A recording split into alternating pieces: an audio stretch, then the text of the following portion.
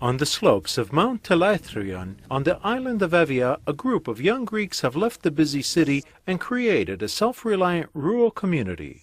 Their goal is to eat only the organic produce they grow themselves, to free themselves from the national electricity grid, and to exchange what they grow or make instead of using money.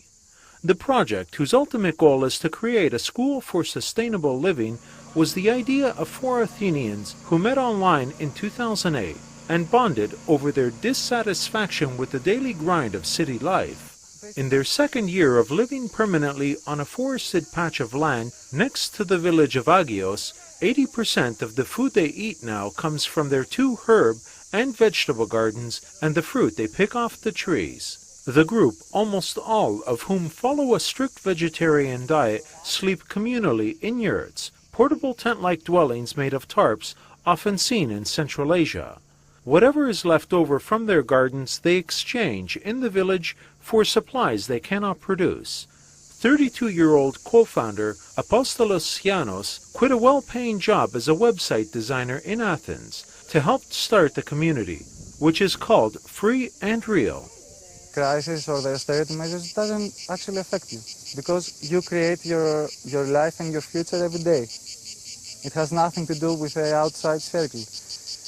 It may affect us, but only in a good way, because more and more people are willing to be self-sufficient and sustainable, so they contact us. And more people after the crisis want to get involved.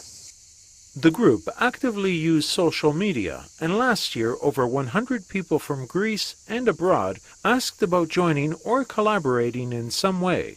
Dionysius Papanikolaou, for example, gave up a lucrative academic career to be closer to nature and far from the heavy atmosphere of the financial crisis in Greece. Keep on reading news, watching TV, and the crisis. Even subconsciously, you say the crisis. Here there is no crisis. I mean, it makes no difference. The group take pride in being self-sufficient. The reality of life is right outside of your door. When you have to warm yourself up, you actually have to go out in the wood and gather wood, firewood, and bring it home to actually warm yourself up. They currently organize seminars on organic farming and have drawn up plans for a large school on sustainable living to be constructed later this summer, and for which they raised money on a crowdfunding site on the internet. I just try to be the change I want to see, instead of waiting for a government to make the change, or instead of voting for someone to make the change.